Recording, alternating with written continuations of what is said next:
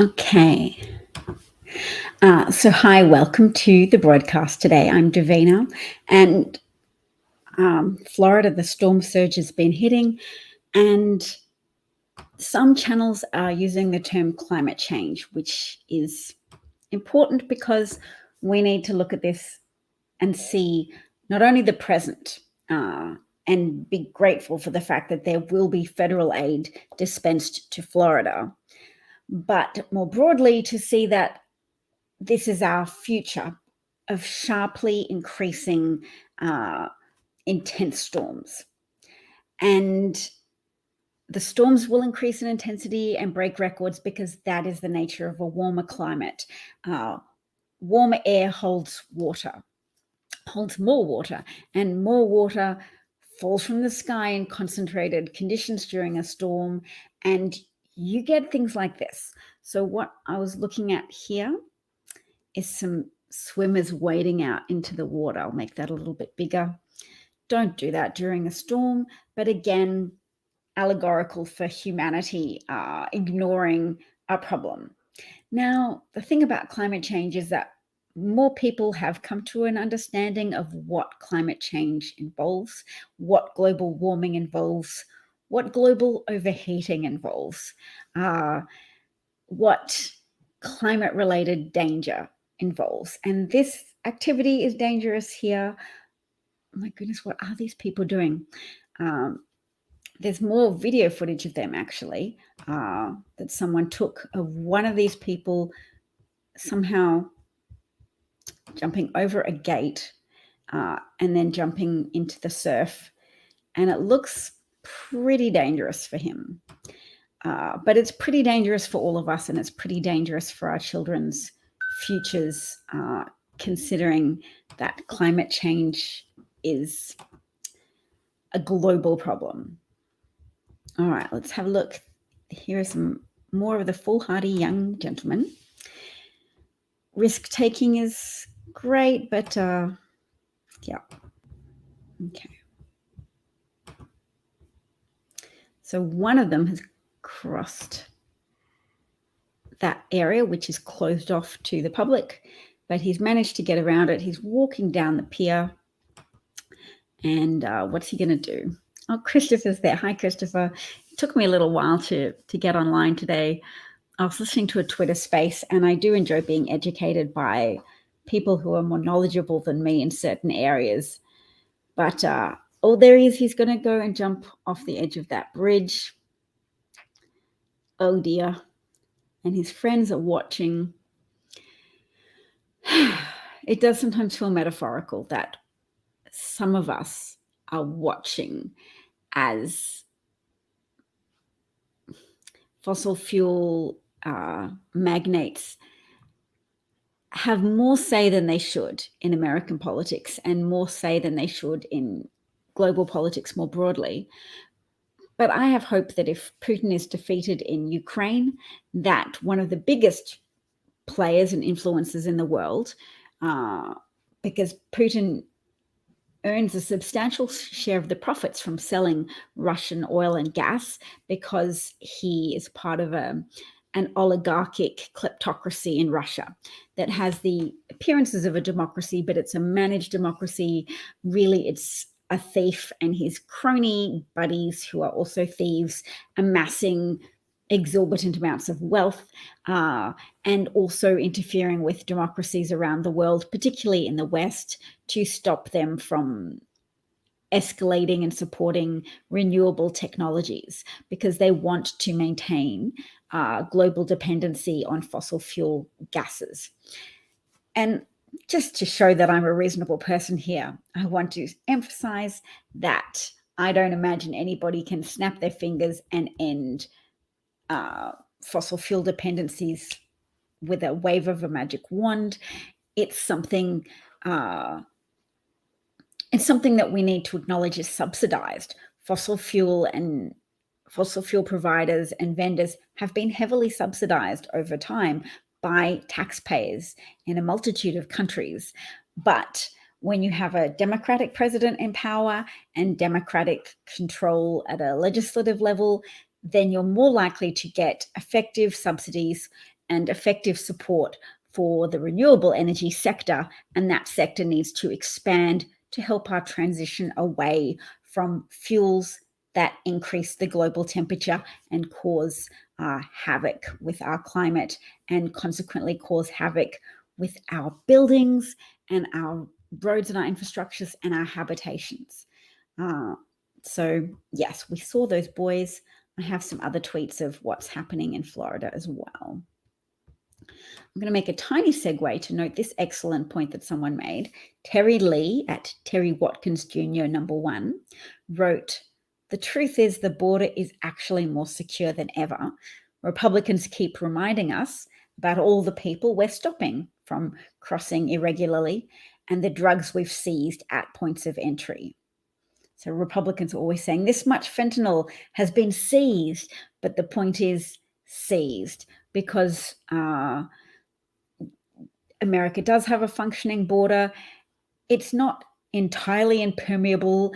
There's no magic wand you can wave to stop America from being an attractive place to come, because there is years of infrastructure investment. There is years of scaffolding in place for people to build wealth. There is a lot of opportunity in America. It's been successful in a variety of fields. There are lots of parts that are unsuccessful. There's lots of gaps and holes in the American healthcare system, in American legislation governing how mean you can be, how much you can underpay employees who work at a blue collar level or the working class. There's lots of ways to legally exploit people in America, but those things don't need to be kept. They are not an integral part of America's success, and it's part of the general pattern of Republican deceit that people have been led to believe, that you have to keep oppressing and underpaying certain people or depriving them of access to healthcare in order for various parts of American excellence to continue. Those things are independent of each other. And in fact, the inequities, I would argue, are a result of Reagan-initiated pseudo-populism in politics, whereby there was a scaffold put in for how to sell the public a narrative of offering social safety nets to people will include people of color, will uplift Black people in the United States. So racism was used to create a backlash against Social Security and disability payments, often what's called the entitlement system, but is actually a system that Americans directly pay into with their paychecks, the pension system, the retirement funds, etc. Those things are not gifts. Those things are not weakness. It is part of a healthy society to have systems that provide for the people who are not of working age or not of working ability. There's so much to say about how Reagan sold and Ayn Rand, a lady from initiating in Russia. Ayn Rand has another name initially. I'll find out what it is. Ayn Rand's original name. She was a lady very responsible for packaging the politics of cruelty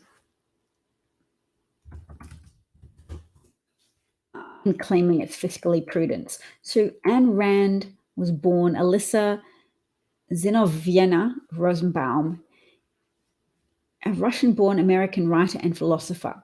She is known for her fiction and for developing a philosophical system she named objectivism. But really, oh wow, and she also adopted the name Alice O'Connor, but she also significantly depended on government benefits later on in her life. She was educated at St. Petersburg State University. Why was she so selfish? Oh, she did lose a bunch of stuff when her family lost their pharmacy. during the Russian Revolution. So, of course, having experience with the destructiveness of one style of autocratic government. And communism, definitely, I'm not a communist. Communism is a system of government that facilitates tyranny. It enables the consolidation of power at a state level, and not for the purpose of good governance, but for the purpose of overly idealistic governance that has an idealistic cover story, but really helps governance exist without checks and balances. So ye old Stalin, ye old Chairman Mao, it facilitates the generation of a glorious present narrative. Fascism often uses the narrative of a glorious past. So make America great again, restore, regress, go back in time and access a golden era. Communism oversells a glorious present and says everything is wonderful now, everyone is equal. And to perpetuate that falsity, they have to lie about things like Chernobyl. They have to lie about things like Ukraine is full of Nazis, so we have to invade Ukraine to enfold Ukraine into our glorious present, because of course Ukrainians want to be part of Russia. Look at this beautiful referendum we just made them all vote in under duress at gunpoint, and look what they voted for. They voted for joining with glorious Mother Russia. So yes, I'm going to watch with you this little clip of some fire, sparks and flames burst from down power lines in Naples, Florida. As we know, Ron DeSantis has been moving migrants around, lying to them, giving them fake brochures, and telling people fleeing communism from Venezuela that everything would be taken care, that their work passes would be expedited in Massachusetts. And then they flew them to Martha's Vineyard, which is a small island, often populated with very wealthy people who holiday there during the summer, and is relatively empty during the winter, and was an entirely inappropriate place to send migrants, particularly without any forewarning or announcements. But they did it to advance Schadenfreude, the German word meaning shameful glee, allowing right-wing people to laugh at what they claim is the hypocrisy of the left. The left-leaning people, I mean, not everyone on Martha's Vineyard is left, but people flocked to help the migrants who were transported by private jet, by Ron DeSantis using taxpayer money, bringing migrants from Texas, stop off in Florida, to Martha's Vineyard, so he could falsely claim that the left couldn't cope, that the left don't believe in humane treatment for migrants. Whereas what they actually did in Martha's Vineyard was hold church services in Spanish to cater to the migrants, provide meals, and really came together to help provide emergency accommodation for those people in a time of crisis, discomfort, and the fallout of Ron DeSantis's deceit and the deceit of his accomplices. So I showed that Florida footage of the fire just because I think we need to engage with it. Climate change can be intimidating to even think about, but progress is being made. I think the Congress recently...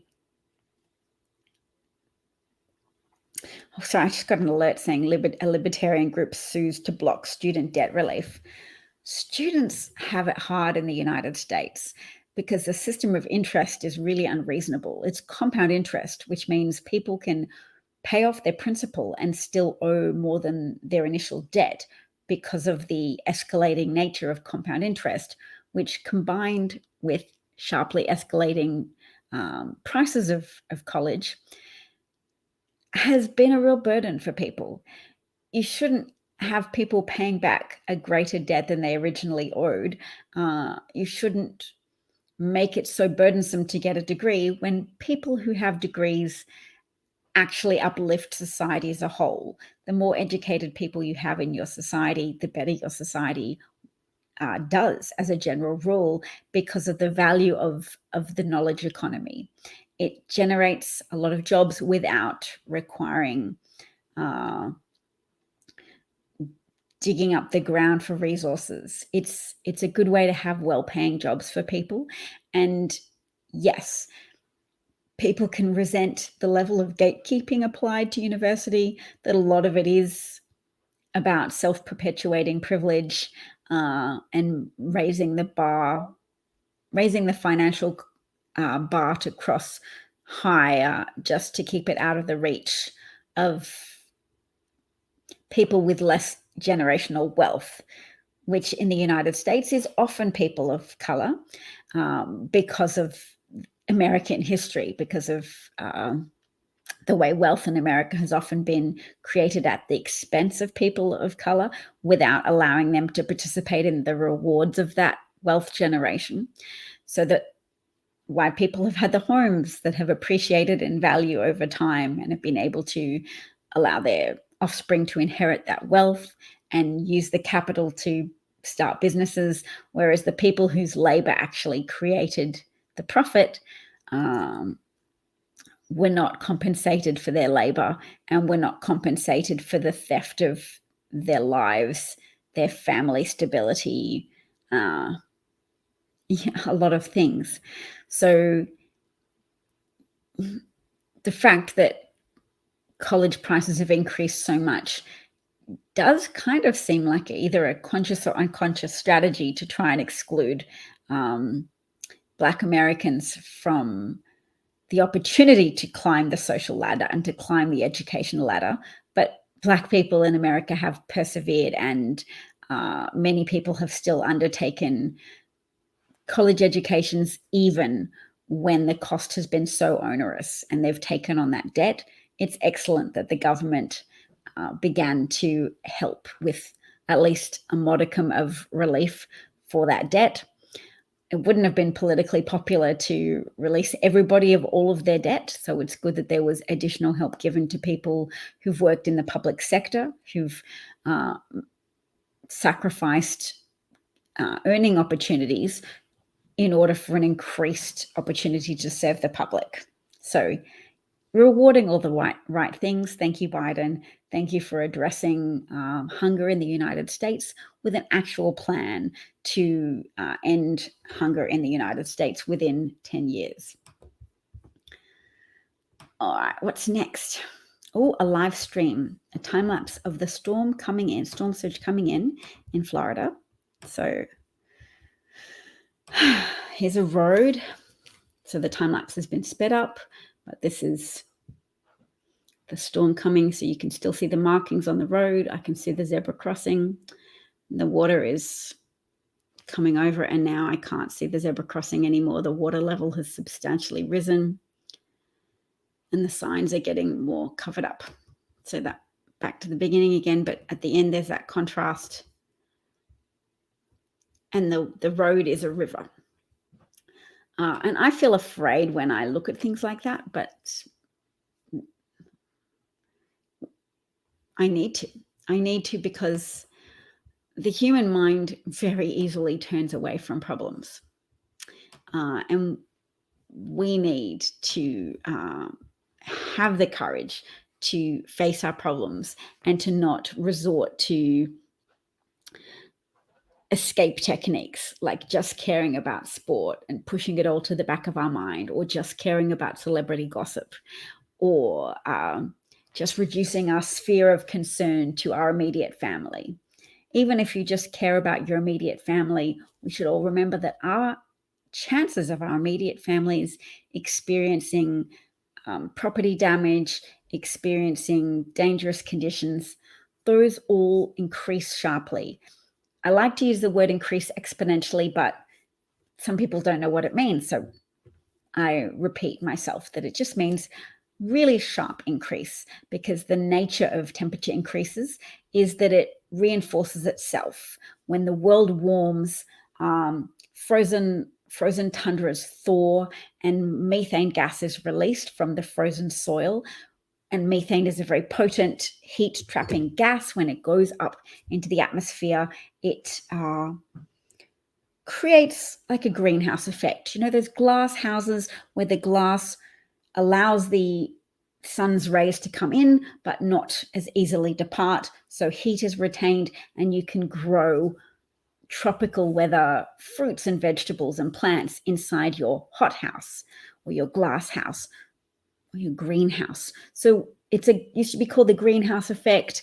People need to remind themselves of that. There's all this gas that's being released into the air, increasingly so because of the temperature increase that human activity has already kicked off, because of the huge amount of carbon dioxide that we've put into the atmosphere through human activities, burning fossil fuels,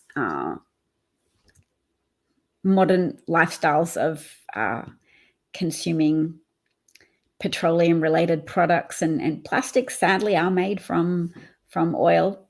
And there's lots of things we do in a highly consumeristic society that, yay freedom, yay the ability to purchase what we want, but there's significant downside. And people can see Western lifestyles and modern wealthy country lifestyles on forms of media. They can aspire to that. More and more people around the world are able to buy more things and travel more broadly. Lovely for us all at an individual level who have the capacity to do that, and to travel in airplanes and to own things and to drive trucks and cars wherever we want to go. But the downside is we're spending now our children's capacity to live in a world with a stable temperature, because we're kicking off exponentially increasing temperature increases. It's the paradox of modern existence. So fun, so much freedom, but it necessarily involves theft from future generations, because we are bequeathing them a world of climate-related turmoil. And not to be doomerist about it, because there's always things we can still do to mitigate the level of increase. And having a Biden president in office is wonderful, because he is taking action, and he got to sign a bill that Congress passed, the Inflation Reduction Act, which contained the budgetary boosts that are needed for the renewable energy sector. It incentivizes the manufacture, production, and purchase of electric cars, which are less significant contributors to fossil fuel consumption. And at a big picture level, you don't wave a magic wand and just switch a problem to solved. You address a problem from multiple angles. You do everything you can to work on solutions. And all solutions are marched step by step along a pathway of resolution. Incremental change, because, oh, I've got a husband calling me. But one moment. Hello.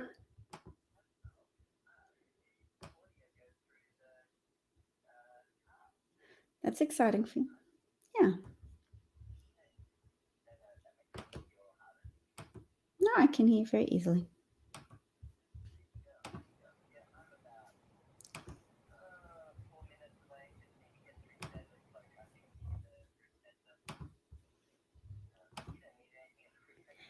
I do not.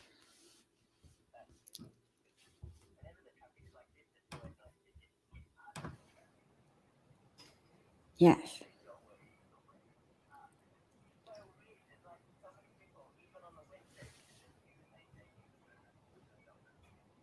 Wow.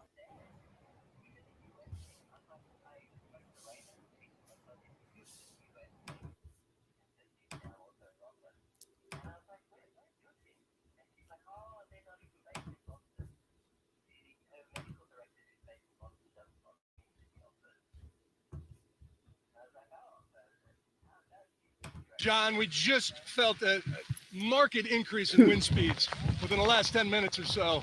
We were riding about 40, 50 miles an hour. It was hard to fathom that speed tripling in the next few hours, but we're now getting maybe 70-mile-an-hour gusts here. We're right at the point where US 40.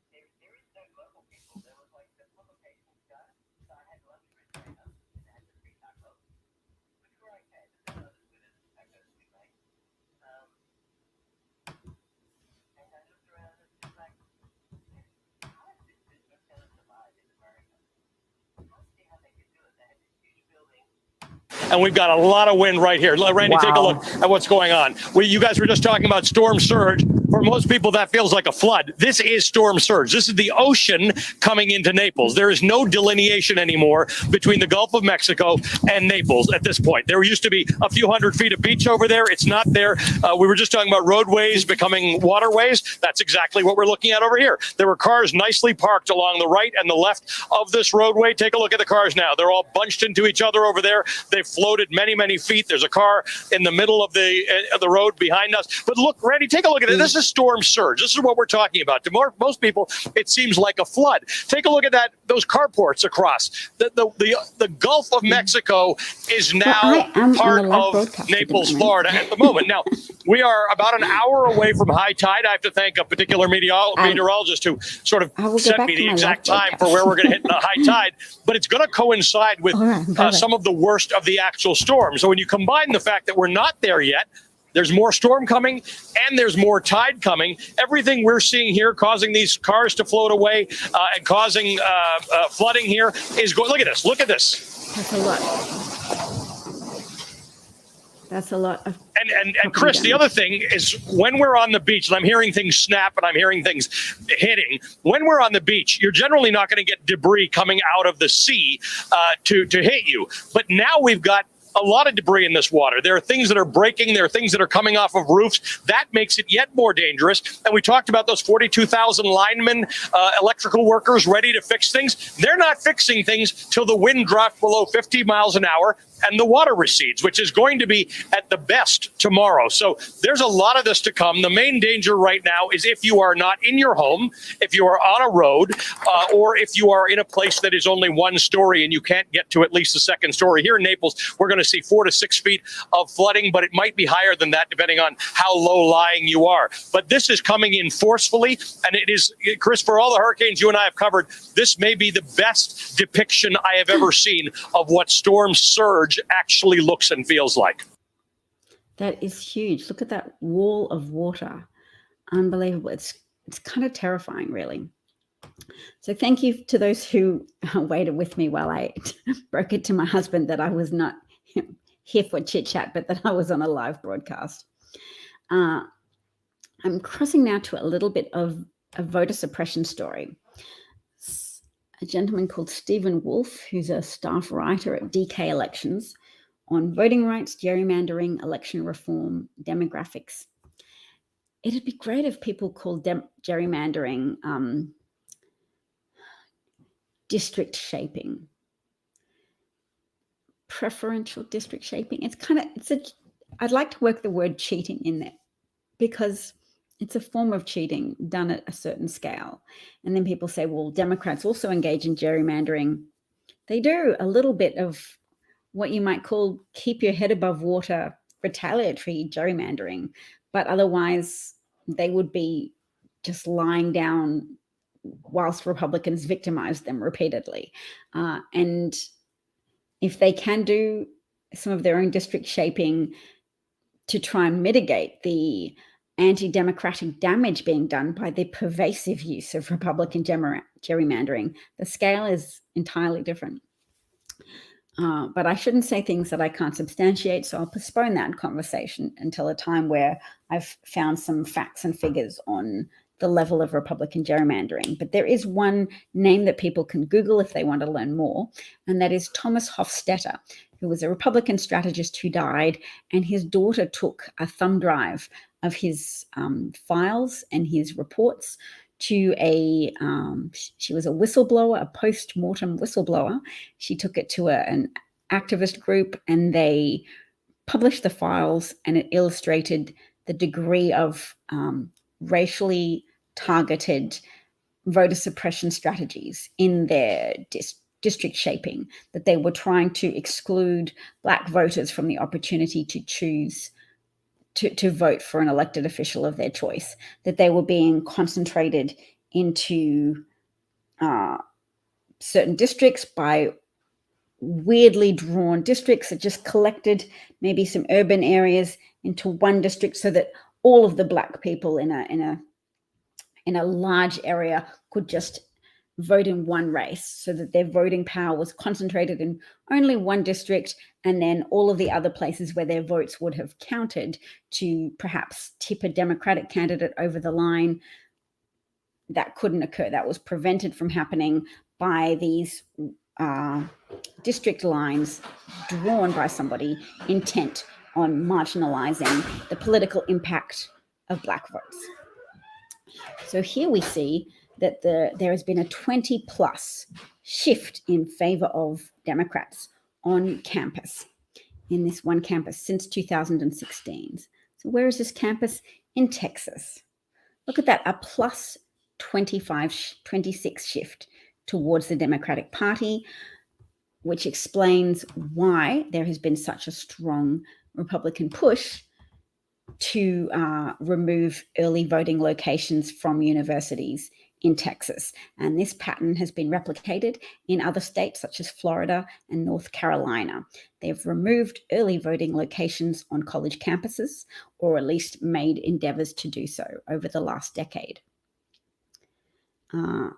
So yes, trying to prevent college students from voting because they have increasingly been voting for Democratic candidates. Now, I have a good bit of news. To lift one's spirits, one always wants to have some hope. When you have a hope deficit, it can be difficult to function. So we always have to make sure we seek out some good news as well to balance out the broader picture of inadequate levels of climate action and voter suppression and gerrymandering, etc. And this is the surge in women who've registered to vote since the Dobbs decision by the Supreme Court, the heavily conservative stacked Supreme Court, heavily and unjustly conservative stacked Supreme Court, because President Barack Obama had the opportunity stolen from him to nominate a Supreme Court justice by the then Senate Majority Leader, Mitch McConnell, who used Senate procedural laws, unfair Senate procedural laws, to say, no, we're not going to even have hearings for President Barack Obama's candidate because it's within 1 year of an election. And that self-same Senate Majority Leader, Mitch McConnell, pushed through Amy Coney Barrett as Trump's Supreme Court nominee when early voting had already begun for the 2020 presidential election. So an unjust theft, really, of two Supreme Court seats, because President Barack Obama should have been able to fill one, and Amy Coney Barrett should not have been able to fill another vacancy. Ruth Bader Ginsburg died so close to the presidential election. That should not have been a possible thing to do, in the dying gasps of a Trump presidency, to push through another consequential seat, especially given the prior example of Merrick Garland being blocked as President Barack Obama's choice. Have a look at this graph of turnout for people registering to vote. So this high number over here, 62.3% is the highest Kansas abortion vote turnout rate amongst voters registered post-Dobbs. 62.3% of females aged 18 to 24. And what's the highest for males? Males is 61.5. Were there some elderly men trying to turn out in opposition to women's reproductive rights? Possibly. But the cumulative effect of all of those women, we know, was a victory for supporters of women's bodily autonomy. I'm going to say hi to my husband. Hi, darling. Hello. How you doing? I shall get off the broadcast soon, but I'm having a conclusory positive point. So people say, oh, yes, well, maybe lots of young women have registered to vote, but will they vote? I hope they do. And this particular analyst notes that new registrants tend to vote at a higher rate than all registered voters. And that makes sense at a psychological level. If you register to vote close to an election, you're doing so purposefully. And that sense of purpose is likely to continue over to the actual election itself. You are voting, you registered to vote on a mission, and your vote is the culmination of that mission. So how does Tom express it? Tom Bonnier says, people often suggest that the number of new registrants won't be enough to make a difference in the general election, which could be true, but surges in registration generally predict surges in overall turnout for a group. So it's not even just that the new registrants who lean young and who lean female that would predict a Democratic victory, but the surge of young women registering to vote predicts a higher turnout for women, more generally speaking. So that's the positive point that I'm going to land my plane on today and end this broadcast. Women are interested in turning out for this election. And so that's a phenomenon that exists. And if you can do anything yourself to support that phenomenon, if you can help inform people who may not know that Republican Senator Lindsey Graham is proposing a bill for a national ban on abortion at 15 weeks. So there's 20-week scans that women have that can tell them if there's problems with their pregnancy. Lindsey Graham would deprive women of that ability to access medical care for those discoveries or revelations. And even more impactfully, he would compromise the medical care of all women of childbearing age who might have a septic uterus, a missed miscarriage, which would be an incomplete miscarriage that requires medical attention to help take away the contents of the uterus of a child that will never be born, and could potentially kill the female person who owns the uterus, who is the possessor of the uterus, because dying tissue in your body can cause your body to go into sepsis, can cause you to have a heart attack and perish, as well as complicating women's medical care in other ways. Women have been reporting being unable to get their prescriptions fulfilled in a lot of red states where Republican legislatures and Republican-dominated courts have resurrected archaic laws from 1901 that just happened in Arizona to say, no, women can no longer have an abortion for any reason: rape, incest, threats to the life of the mother. These are critically changing circumstances that require our concerted and wholehearted attention, because oppressing women for a false narrative of heroism or a return to a glorious past where women didn't have bodily autonomy or reproductive rights is a hallmark classic of fascism, uniting a group of passionate people around a false premise, and the false premise that it's heroic to protect the defenseless, that it shows respect for life to stop women from being able to get the medical care that they need or make decisions concerning an unborn child or a fetus with compromised medical conditions. So thanks for listening to today's broadcast. Hi, Christopher, if you're still there. Thanks for listening as always. And take care, everybody. Take care of yourselves and each other. Bye. Thanks, Chris.